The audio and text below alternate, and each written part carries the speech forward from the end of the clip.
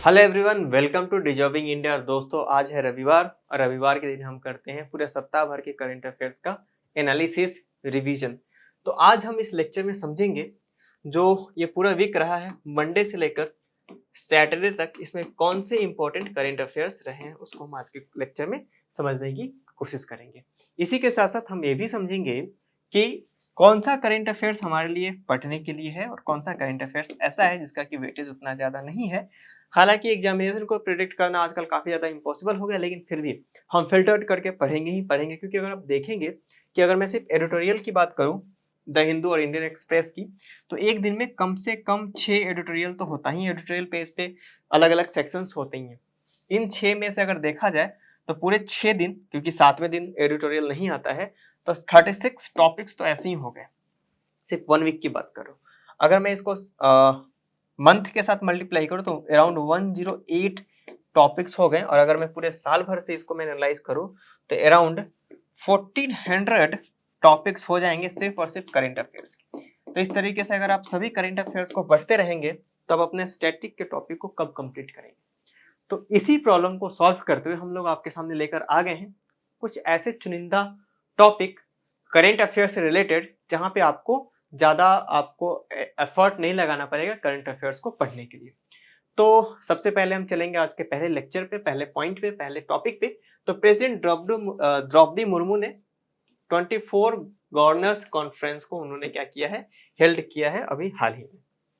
क्या है पूरी खबर, आइए समझते हैं। जो राष्ट्रपति महोदया हैं द्रौपदी मुर्मू, उन्होंने कॉन्फ्रेंस ऑफ गवर्नर्स लिया है। कहाँ पे? राष्ट्रपति भवन में। ये कॉन्फ्रेंस जो है, इसका मेन ऑब्जेक्टिव क्या है?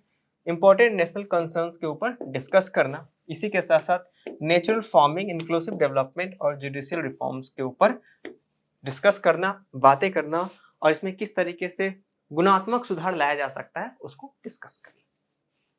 चलिए चलते अगले स्लाइड के ऊपर। यहाँ पे देखेंगे कि 2 दिन का एक कॉन्फ्रेंस था गवर्नर्स का। अलग अलग स्टेट्स के गवर्नर्स आए थे इस मीटिंग में, जहाँ पे प्रेसिडेंट द्रौपदी मुर्मू ने राष्ट्रपति भवन, जो कि न्यू दिल्ली में, इनका इसको उद्घाटन किया, इसको इनॉग्रेट किया। मतलब इस समिट का ये जो कॉन्फ्रेंस था, इसमें इन्होंने सबसे पहला जो भाषण था द्रौपदी मुर्मू का था, जो कि हमारी राष्ट्रपति महोदया है।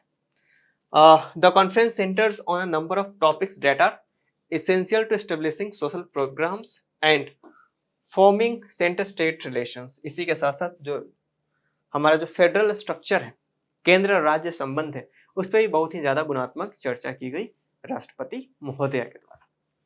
चलते अगले स्लाइड के ऊपर। इंडिया को 39th रैंक मिला है किस मामले में?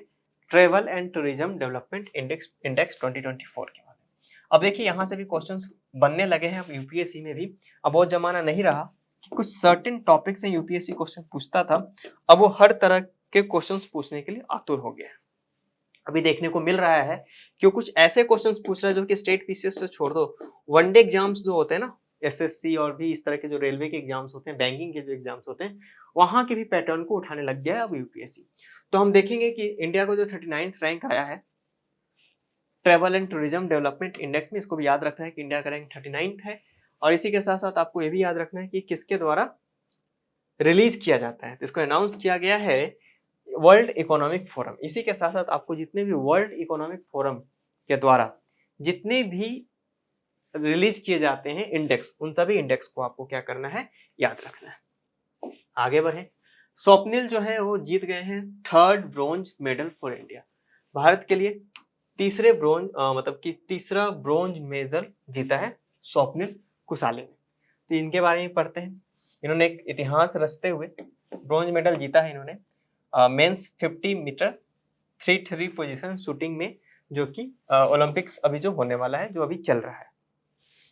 The feet marked India's first medal in the event. इसी के साथ साथ इस इवेंट में पहला मेडल जीतने का जो जाता है, उपलब्धि जो हासिल होती है, वो किनको होती है? स्वप्निल को। आगे बढ़ते हैं और चलते हैं अगले स्लाइड के ऊपर। तो यहाँ पे हम देखेंगे India's per capita income to be quarter of US level since 25 years. तो इस क्वार्टर में फर्स्ट इंडिया का जो पर कैपिटा इनकम है लगभग यूएस के बराबर होने जा रहा है, ऐसी बात करी जा रही है। Despite the fastest growing major economy, India is expected to take 75 years to reach the per capita income level of of a quarter the US, माफ कीजिएगा, क्वार्टर मतलब कि 1/4 जो पर कैपिटा इनकम है उसका 25% इंडिया का पर कैपिटा इनकम हो गया है। तो आपको ये बात याद रखनी है। इंडिया जो है वो one of the over 100 countries including China that are the at risk of falling into the middle income trap. Middle income trap में जाने वाला इंडिया उन 100 कंट्रीज में, चाइना भी उसमें शामिल है, वो हो गया है कि इंडिया भी मिडिल इनकम ट्रैप की तरफ बहुत तेजी से बढ़ रहा है। अब क्या है middle income trap? Middle income trap यही होता है, MIT बोलते हैं इसको, मिडिल इनकम ट्रैप। इसमें होता है क्या है कि आपके इकोनॉमी में एक ठहराव आ जाता है। अब इस ठहराव की वजह से क्या होता है कि बहुत से लोग होते हैं जो कि इस वाले रेंज में फॉल करते हैं। अगर मैं इस डायग्राम को अच्छे से ड्रॉ करूं तो आपको समझ में आएगा कि ये हुआ हायर इनकम, इसी के साथ साथ ये हुआ लोअर इनकम जहां मैं मार्क कर रहा हूं, और जो आपको ग्रीन वाला पोर्शन दिख रहा है इसको हम बोलेंगे मिडिल इनकम। और आपके इकोनॉमी का ज्यादातर जो पोर्शन है इसी इनकम में आपको देखने को मिलेगा, इसी रीजन में आपको देखने को मिलेगा। तो इंडिया जो है यहाँ पे आके स्टक हो गया है। अगर सभी लोग मिडिल इनकम ग्रुप में रहेंगे तो इन्वेस्टमेंट कहाँ से आएगा, फिर ग्रोथ कैसे होगा? तो इंडिया के लिए काफी ज्यादा चैलेंजिंग हो गया है और जरूरी हो गया है कि अपने आप को इस मिडिल इनकम ट्रैप से बाहर निकाले। The Indian air force largest multilateral exercise will begin in this month. तो भारत का जो इंडियन एयरफोर्स का सबसे लार्जेस्ट मल्टीलैटरल जो एक्सरसाइज होगा वो इस मंथ स्टार्ट होने वाला है।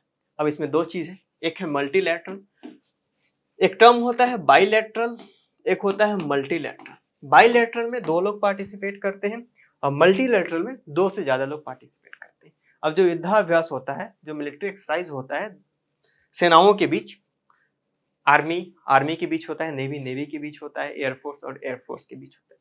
भारत का एयरफोर्स में सबसे जो लंबा बड़ा जो इवेंट होने वाला है, एक्सरसाइज होने वाला है, मल्टीलैटरल, वो इस महीने स्टार्ट होने वाला है। कितने लोग पार्टिसिपेट करेंगे? 80 अलग अलग देश, माफ कीजिएगा 18 अलग अलग देश इसमें पार्टिसिपेट करने जा रहे हैं और 10 कंट्रीब्यूटिंग एयर एसेट्स होंगे। इसके साथ साथ 150 एयरक्राफ्ट भी पार्टिसिपेट करेगा इस जो इवेंट है उसमें, अलग अलग देशों का IAF के इंडियन एयरफोर्स के साथ। द इंडियन एयरफोर्स सारे चीजों को सेट कर चुका है अपने लार्जेस्ट मल्टीलैटरल एक्सरसाइज के लिए, जिसका नाम क्या रखा गया है? तरंग शक्ति। ये 2 फेज में होने जाने वाला है। पहला फेज अगस्त के महीने में होगा और इसी के साथ साथ दूसरा फेज सितंबर के महीने में।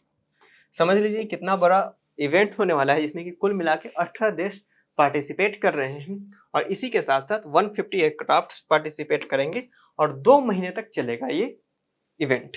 आगे बढ़ेंगे, देखेंगे आज के एनालिसिस का, आज के रिवीजन सीरीज का लास्ट जो टॉपिक होगा कि भारतीय जो साइंटिस्ट हैं उन्होंने अचीव कर लिया है unprecedented breakthrough gene editing के क्षेत्र में।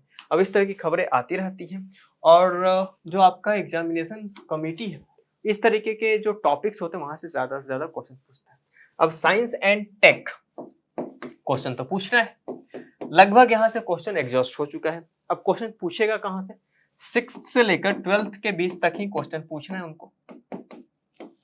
सब्जेक्ट्स फिजिक्स, केमिस्ट्री, बायोलॉजी, बस आजकल एक नया चला है इन्वायरमेंट, इससे ज्यादा वो पूछ नहीं सकते। तो अब क्या करते हैं वो कि करंट अफेयर से क्वेश्चन उठाते हैं साइंस एंड टेक के नाम पे। यहाँ पे आप देख पाएंगे कि साइंटिस्ट जो है CSIR के, उन्होंने जीनोमिक्स और इंटीग्रेटिव बायोलॉजी न्यू दिल्ली ने एक हिस्ट्री क्रिएट करते हुए जो जीन एडिटिंग टेक्नोलॉजी है उसमें इन्होंने बहुत ही ज्यादा कमाल का काम किया है और नई टेक्नोलॉजी की खोज की है। हालांकि इसके बारे में ज्यादा बताया नहीं गया है। This new system uses an improved version of FNCAS9 and enzyme derived from the Francisella novicida bacteria. इस बैक्टीरिया से इसको डिराइव किया जाता है।